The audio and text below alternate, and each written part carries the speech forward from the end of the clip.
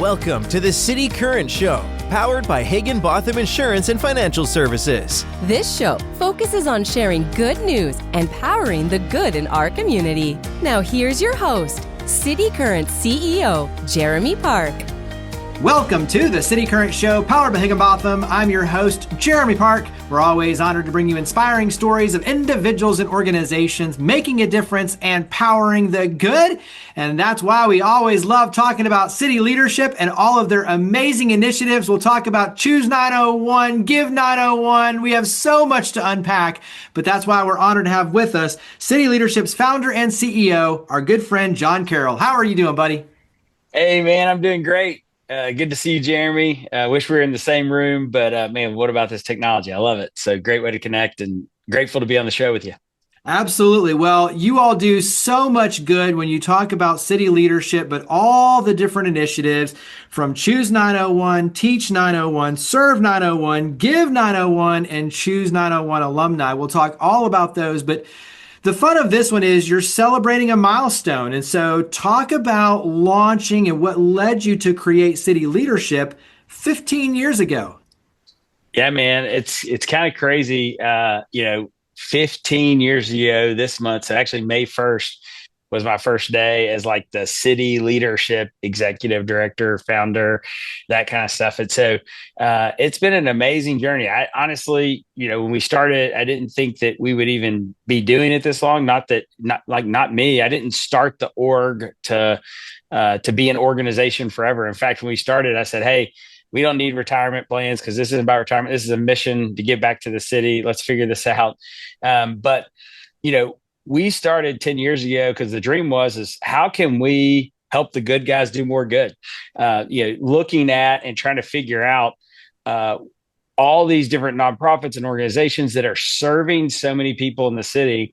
And coming from the business world, we had consultants and trainings and different partnerships, and you could just see a lag, especially back then, between the way that our nonprofits and those that were trying to serve so many people in our city, the resources, the technology, the ideology, the methodology around doing highly end productive work. There's just a lag between the front end of the industry and where that hits a nonprofit, mainly because of financial resources, mainly because companies are motivated to figure out that competitive edge.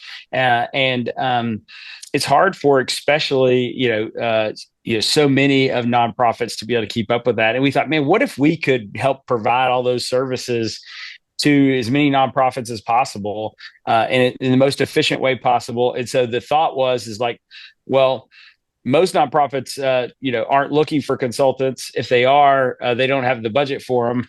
And then the timing of it, do we have the time to help? And so we thought, man, what if we could cut through all that, be proactive? We call it proactive consulting. We identify a problem, try to figure out the root causes of that, and then go knock on the doors that are working on those root causes and see if we could help, and then just give ourselves away. That's how we all started. And man, it has just been a huge journey since then. Before we dive into all the things that are very public facing, give us maybe one or two when you talk about just fun initiatives, projects, things, with other nonprofits you've had a chance to be a part of, special moments, looking back 15 years. Give us one or two special moments. Oh man, that's really awesome. So I think a lot of people don't realize, but so years ago, I got asked to help recruit and retain educators for the city. And I was trying to think through that, and I just happened to be going to New Orleans at the time, who had just had their big charter school boom before we did. And when I was driving to the city, I was mesmerized. I'm sure you think about this stuff too, but when I go into cities, I like to see a lot how people advertise, how they communicate, what the city's doing. And I got so obsessed with just driving in, and 41 out of 65 billboards were advertising different schools trying to hire teachers. I counted them. Because there was two schools on the first billboard, like two different ones. I was like, oh my gosh, there's whatever. I was like, there's a third one. There's a fourth one. I was like, what in the world? And I was like, why? Look, all these schools competing and fighting over these same sort of people. And I'd just been asked is how could we help do that? And what birthed out of that is what we call Teach901. And we created a collaborative marketing communication campaign to be able to advertise all these different schools openings in one place for free. And the real beauty of it is that when you apply to one job, we're helping make sure you have an interview. But instead of the school, hopefully they get 3 good candidates that they can pick from and they able to have a good culture fit. But instead of those people getting a no, what they get is a, hey, we went with another candidate, but here are other opportunities for you in the city, because we don't want to lose them to some other place and all that kind of stuff. If you're willing to move to Memphis or be an educator in one of these complex spaces, like, we want to make sure you get the right culture fit into that deal. And, it is amazing. We have placed thousands of teachers in over 90 school networks. And this week, I don't know when this is going to air, so this terrible communication on that, but this month in May or whatever is Teacher Appreciation Week. And so we're doing a ton for teacher appreciation right now. Teachers are heroes, just like nurses, firemen, policemen, and we should honor them in big ways. And so we've gotten to be a big piece of that. And that's been a lot of fun. I could go on and on, but I know just jumped up some time on that one, but that's a favorite right now, top of mind. Yeah, but I think, anytime you look back and you look at, 15 years of a legacy, you're going to have these really special moments, but you also too have these initiatives, which will lead us to Choose 901, that really take on a life of their own. And then looking back and realizing, okay, what was the moment? Where did that start? And how did it start versus where is it today, right? And what sort of transformation has it, brought forth for our community? And so let's go ahead and dive into Choose that. Choose 901 has a great story for that one, right? Yeah, and that's exactly where I'm going. Yeah, so dive into Choose 901. So when we were helping the clients on the individual side, I started having regular lunches, at least one a week with different nonprofits. And one of the things is I love not asking nonprofit leaders. I don't like asking them like, what's wrong, what's a problem, whatever. But one of the questions I always try to ask is, what's your current leadership challenge? It just elevates the conversation. It takes another perspective. They may even talk about the same sort of thing if it was like, hey, what's something needs to be fixed? But it just kind of elevates it in a different kind of way. And to talk about it as a challenge, as leadership and complexity, I think about it more like chess than a problem, right? It's a challenge. How do we get that king on the other side, right? And so, fall of 2011, 5 out of 6 of those lunches in a row, people were saying that their leadership challenge was recruiting college graduates to do their programs, to come do their 1 year, 2 year, 3 year, 4 year residencies in education, social work, medicine, different kinds of stuff. And honestly, Jeremy, if I'd only had one lunch and I'd heard that first question, I had already started on trying to think through a marketing plan for that one organization, Memphis Teacher Residency. But what got me thinking is the next one was another one. I was like, they got the same problem. And then the next one, and then creating a collaborative way to really figure this out. And what we looked at is that college students don't need to be persuaded to do these programs. There's already more college students wanting to do these programs than we need. They just don't know that this opportunity specifically exists. And then once they do find that out, the biggest challenge for anywhere, not just Memphis or whatever, okay, now I know I could go teach or serve or do nursing or whatever in that community. The question they're asking themselves, will I enjoy investing my life in that community? And so we had to wrap that context around with all the ways you'd enjoy it. And that's what created Choose 901. And what we did is we created that website. We created all those different kind of things. We put all that stuff together. And then we just advertised the socks off of it strategically at every college campus within an 8-hour drive of Memphis, including Memphis ones. And just got people to do that. And it really led to a big thing. But what was amazing is we were trying to convince people who had never been to Memphis to understand that they would enjoy being in Memphis. And what we ended up striking a chord with is that there was no other. It's hard to imagine now because there's so many good, positive communication streams out there. But there was just no other place to be able to get positive information and good news around Memphis, really in general. And so people really, use this as a banner, a flag, umbrella to stand under, right? To go find a community to rally around the people who are optimistic and hopeful for Memphis in a big way. And so what's funny is our web traffic the first year was like 85% out of town, 15% in town. The next year, it was like 50-50. Both of them climbed and grew, but it was like 50-50. And now we're on over 400,000 unique devices in Shelby County alone, right? I mean, just a huge reach, regular, grass just on our website, not counting, 375,000 social media followers and everything else. And so in Shelby County alone, right. And so it's just amazing to see how many people rally around this kind of positive message of how can I invest and enjoy my life in this city? And it's been really, really fun. And that's what Choose 901 is all about. What's a lesson that you've taken from that experience when you look at, the success of Choose 901, the power of positive energy, the need and the gap that you were, serving and still serve? What's a lesson you've learned from that experience?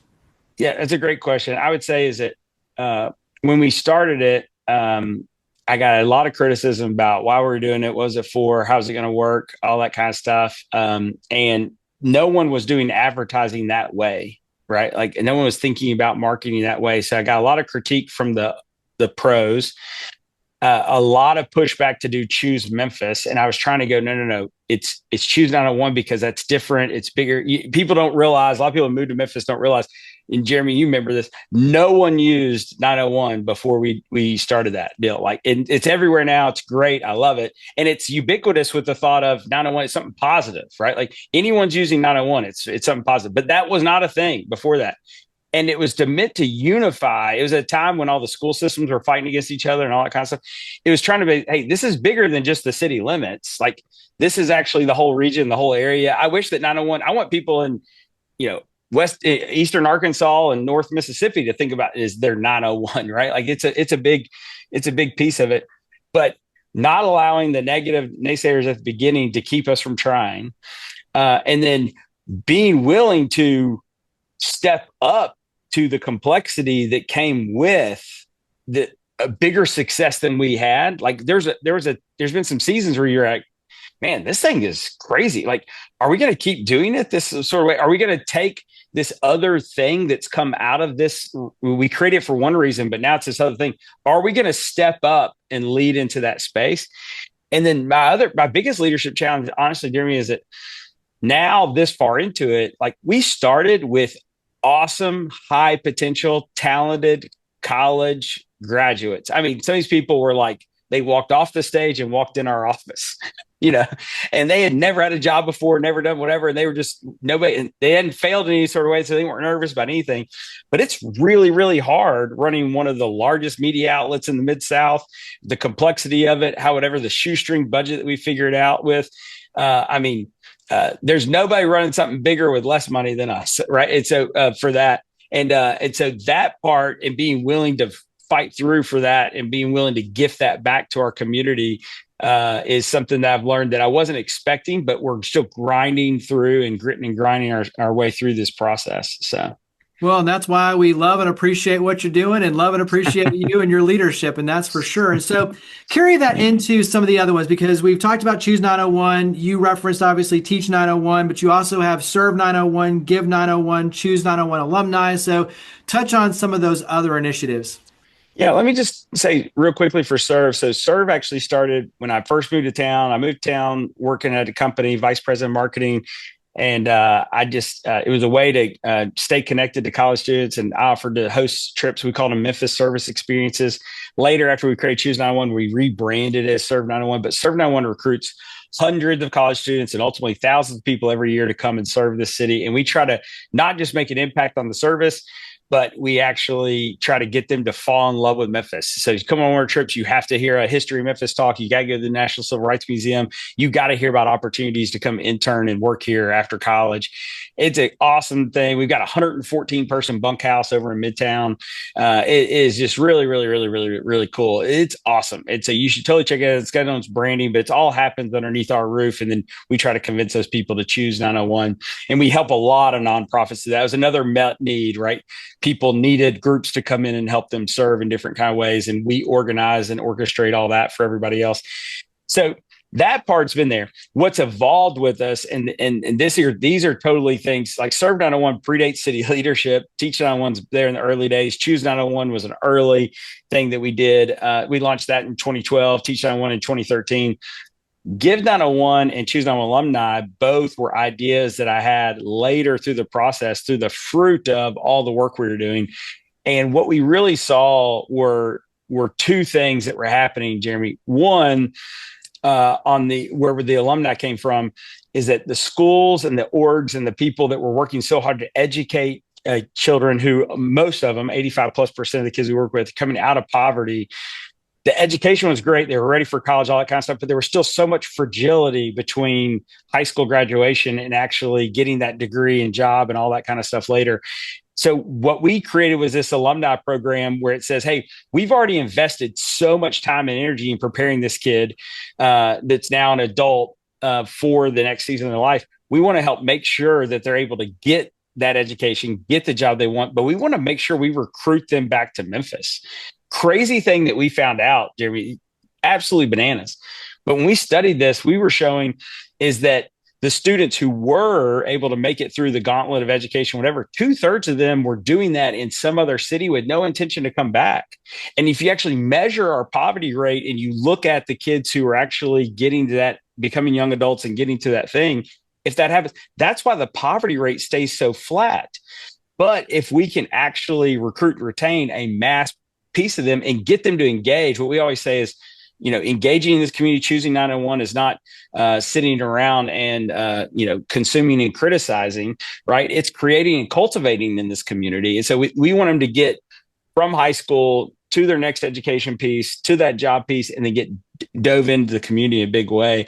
And we're doing that scale now. We'll cross 3,000 alumni this spring, and we're hoping to be at 5,000 alumni by 2030. Their graduation, post-secondary graduation rates, their out-of-poverty rates, their engagement rates in the community, in some cases quadruple national averages of where they come from statistically in other cities. And that is going to pay off huge. People don't even realize how big, massive that's going to play out, because it's not just eliminating poverty in our community. It's actually adding people with the justice that they deserve to have the access to be able to give back and do and give and lead in this community in a huge way. But just like they needed that extra space to pay off on, because just for perspective real quick, every public school graduate in our whole county, so, whether it's Lakeland or downtown Memphis or whatever, is over a $200,000 public investment. So $1.6 billion is going to walk across the stage this May. Where's all that investment going? What we're saying is we're taking $100 million of that, and not that we're taking $100 million, but we're taking 450 people every year and saying, let's make sure that it pays out well for this community, and making sure, because they're statistically less likely to succeed than maybe some of their neighbors are. So, but in the same vein, as Choose 901 gets older, right? Like as we got older with our clients, we saw this opportunity and that's paid out and we're doing that, whatever.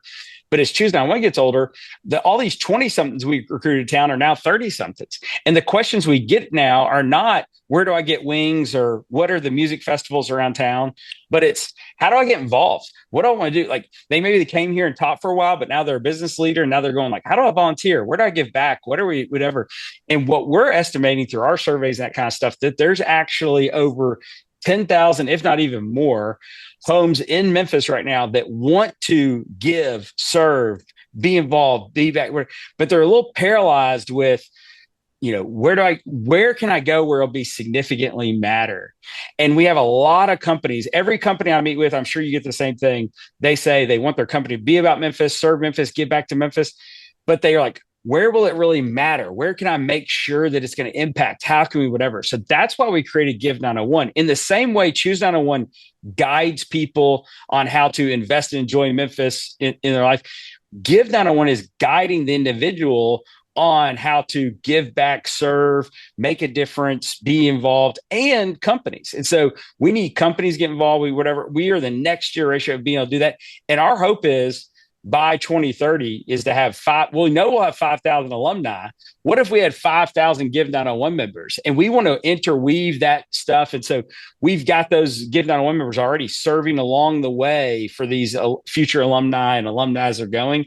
But can you imagine, Jeremy, if we wake up and there's 10,000 more homes living that Choose 901, create and cultivate lifestyle in our community, what that could mean for loving our neighbors, our economy, giving back, all sorts of stuff. That's the big mission. That's what we're trying to create right now. And that's where everything's pivoted about year 9 or 10. And it's been crazy. It's been fun, but COVID didn't help, but we're working on it every day. Carry that into then, how can the community get involved? Because just like you're alluding to, especially with Give 901, many ways to support city leadership, the different initiatives, the ways to get involved, Serve 901 obviously too. So touch on how can the community help? Thanks for asking that question. That's really awesome. So I think one is not everyone, let me just say this, not everyone needs to do what we're doing. And I know we have plenty of space. We have plenty of frontline space. We would love for people to volunteer with us, donate with us, serve with us, get engaged with us. What we want more than anything is people to be actively engaged wherever they're at. And some of that is just running an incredibly awesome business and just finding ways to encourage and give back, whatever. Other things is just being an incredible high-end neighbor, right? And just creating community in their space and that kind of stuff. But right now, like we have needs for sight words with second graders, lunch buddies with middle schoolers, come do, job and career exploration with our high schoolers, being strategic with our college students. Like we need help providing internships and being strategic about hiring. That's a really, really, really big deal. And so we need that. And then networking these young adults. And one of the ways that you guys get back City Current, this is an easy way. It's so awesome and it's so strategic. Y'all give us a table where we can bring alumni to this thing and they can meet and connect in the city. What a gift for us. It's super generous of you guys. It keeps us out of our budget, but it makes it a strategic opportunity. And I've always challenged our staff, like, hey, let's get as many people as we can there because we know when they get exposed to y'all's leadership talks and that network, it's really, really great. Another big thing we're doing right now is we're trying to maximize college scholarships. And we actually honored this at one of y'all's events. Woodyard Realty did an incredible job. They're one of our big partners in this, but we now got a couple of these going. But anyone who's doing college scholarships, we want to help you maximize that. We try to make sure that it goes to people that really makes the difference on whether or not they go to college or not. And then we track them. We keep up with them every single month while they're in college. And we give you, here's what they're doing. Here's where they're going. Here's what's happening. Here's what's going on. And so we really want to maximize scholarship dollars. Jerry, I heard a crazy stat the other day. There's an organization in town that's running about 50 scholarships, and over 20 of them haven't had an applicant in 3 years. The money's just sitting there. And so, how do we maximize this generosity that people want to do, they intend to do? Our help is to help you maximize that and make the biggest impact. And we tie and tell that whole story together. So many people get people involved and they're like, okay, great. We'll let you know when you need more help from you or need more money. We view it as, hey, this is your admission ticket to having a blast and invest in joining the city, to making a difference. Come be a part of what we're doing. So contact me directly, get involved with our team, and all that takes time and energy and money. But last but not least, just say positive things about your community, right? Like find a reason, tweet something positive, Instagram post something positive, share something positive, fill yourself with positive stuff, say something positive around the dinner table, find something to say. My grandma used to always say, if you ain't got nothing nice to say, don't say nothing at all. You know what I'm saying? And so I don't want you to say nothing at all. Say something nice, say something you love about it, get it out there. It's contagious, right? Optimism is contagious. Pessimism repels people. Well, let's get the optimism out there as much as possible. Carry that into how you've changed, because your story personally, obviously, and just knowing you, and there's a lot of parallels between our stories and even our approach and how we view things and tackle things and, the positive approach. But how have you changed as a leader over the course of these 15 years? Oh, man, that's a very kind question for you to ask. I think, thinking through it, I'm dyslexic. I never could get to law school or med school. School is really hard for me, but I knew I had some business skills, some personality skills, and those kind of things. And I think my dream, as a kid was I just wanted to be rich enough to own a really nice boat in a lake. I was like, that was the biggest dream of my life. Right. And so as you get older, you start realizing like the world's a lot bigger than that. There's a lot of different kind of things. And so as I was trying to figure out how to give back and into that space before I started city leadership, I kept thinking that my whole world was I could either run a business or I could pastor a church. Like those were my two options. Those are the only two ways to be able to do that. And city leadership, I didn't even really see it as this so much, but it was it was a way that ended up blending both those things where I got to be a business and get to do what I like. In running a church, what I really want to do is I just want to love my neighbors. I just want to give back. I just want to serve. I wanted a way to be able to do that. And so in city leadership was a way where I thought that that was a way I could be able to be a part of that. But I never thought that I would totally give up business, that I would get out of that space. And sometimes I wish I didn't or did whatever.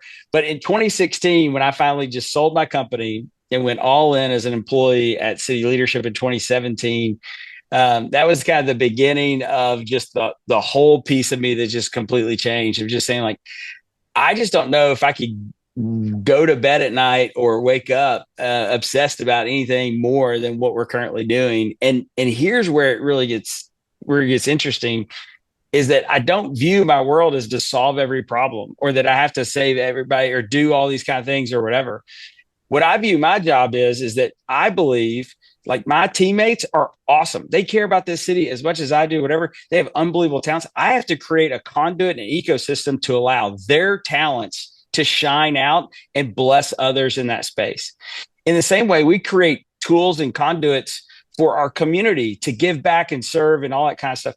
That is so complex and so interesting and so challenging to me that honestly, and like making money is easier than that. It's just not as fun, right? It feels like I'm playing checkers, right? To bring back the chess analogy, and the side of giving back is like playing chess. And that's how I've changed, is that I thought that money would fulfill me, and as much money as I could, the easiest way to make as much money as possible would make me the happiest. And really what it's come around to is going, the more complex the problem is that is blessing neighbors is actually more interesting. And I think meeting people who have had a lot of money and have given a lot away and seeing how they are still going, we need leadership to maximize this generosity. And one of the things that I've looked at and said, okay, look, I may never make $1 billion like some people have in our community and have given it away. There are people who've done that and have made a huge difference. And a lot of Memphians don't even realize how much different this city would be if those people weren't as generous financially as they were. I'm probably never going to make that much money.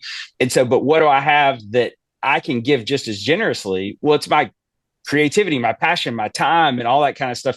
And for that to be the thing that gets me out of bed in the morning, that keeps me up at night, not stressed, but excited. It's like, it's all just a kind of whatever. And I just never thought I'd get that passionate about solving those kinds of problems. And even, this week, my wife was asking me like, hey, can you see yourself doing this another 15 years? I was like, I don't know if I can imagine myself doing anything else yet. And I don't know if that's because I'm so passionate about it, or if it's just a blessing from God that I'm not distracted by anything. Everything else just feels like vanilla ice cream, right? You know what I'm saying? Like, it's good, it's fine. But like, this is just so interesting that I just can't imagine doing anything else. One more question, because you mentioned your wife, and for those who follow you online, you're very intentional as a husband, as a father, to be very present, very engaged with your family, but also too very immersive in terms of supporting Memphis and falling in love with Memphis, right? So you as a husband and father, share a little bit around that, because I think for parents, like, you want your kid to fall in love with Memphis and want to build their life and career here with us so we can be, a family together.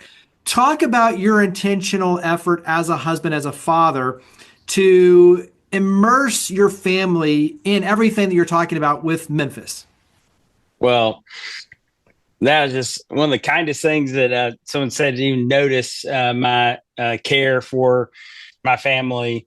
Haley and our 5 kids are my world. And I think that hopefully I'd be a great husband and a great father, no matter what my occupation is or what all those kind of things are. But I think, falling in love with a place and engaging them in that, and I think my kids could have gotten super involved in whatever other kind of work that we were wanting to do. But I think that, my wife, first of all, she from Memphis, loves Memphis.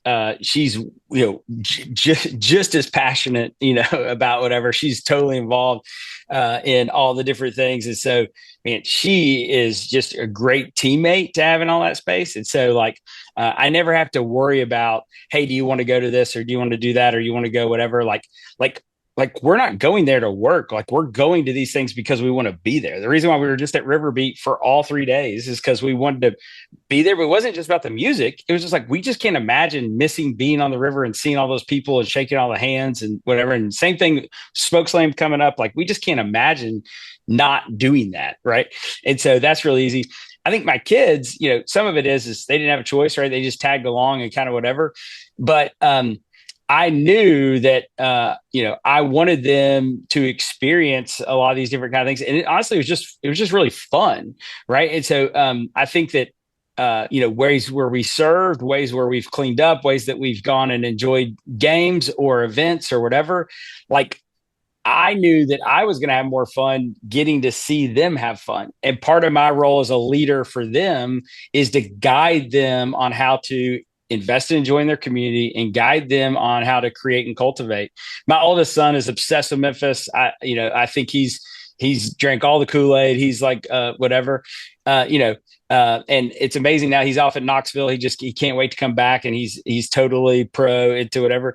My other kids, they think Memphis is cool. They think whatever. I think some of them, they need some exposure, some other spaces. They need to see the grass isn't so greener on the other side to come back. So we'll see how they all play out. But I think what they'll all say is that they've had an enriched Memphis culture into that sort of space, into a deep way. And I've been so grateful that they've been gracious to me and all that kind of stuff. Because a lot of times, as you probably get the same way, we're at the grocery store, you get stopped by people, you get whatever, all those kind of things. People are in and out of our house all the time. And they're always like, what's going on? Who's that person? All that kind of stuff.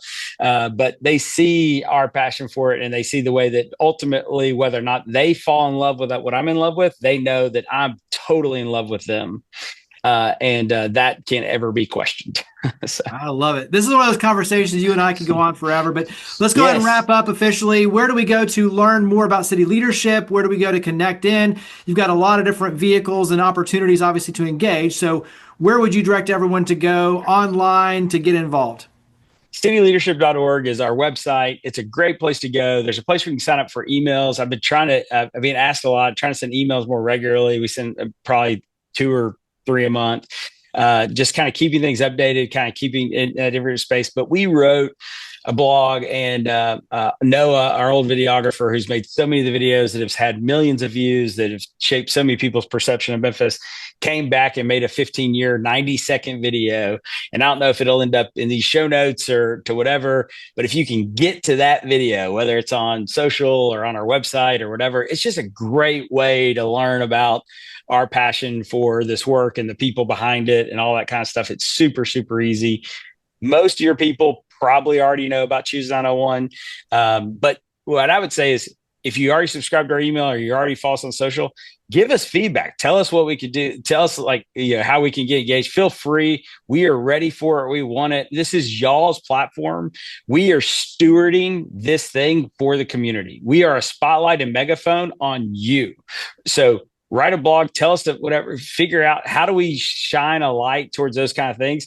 We are just navigating, the resource that is for this community. It's a community asset. And so please, please, please get engaged in that stuff. And then honestly, give 901. I will tell you, the economy is hard on everybody, different kind of stuff. It's really hard on nonprofits. Our $1,000 a year donor for the last 7 years, right? They give $1,000 a year. $1,000 in the same today as it was 7 years ago. And it's really hard to, most of those donors don't move that needle up. And we're grateful for the money they do, but you have to go every year just for keeping up with expenses of doing this work. You got to find more. And the most common phone call we get or email we get is not, hey, we want to move our number up. It's, hey, we have to stop giving because of the economy. So if you're looking for a place to give, if you're looking for a place to invest, what I promise you is to be the best ROG possible. In business, we talk about ROI, return on investment. We want to be ROG, return on generosity. So if you will invest $1 with us, $1,000, your company dollars, matching whatever, we have grants that we can write for, anything, we would love the opportunity to steward that and hold us accountable to making sure we make the biggest impact we can on the 901. Well, John Carroll, great stuff. Love and appreciate you, like I mentioned before. So, John, thank you for all you and your amazing team at City Leadership do to power the good. Thank you for coming on the show. Man, appreciate you, man. Y'all are awesome. Thanks. Higginbotham Insurance and Financial Services is proud to power the City Current Show. We're a people-first company that protects what matters most, the families, businesses, and trailblazers that keep our community going. As one of the nation's top independent insurance firms, Higginbotham is a single-source solution for business insurance, employee benefits, HR services, and personal insurance that's customized for you. We're here to serve you, the people you care about, and your community. Call 866-377-1959 or visit higginbotham.com.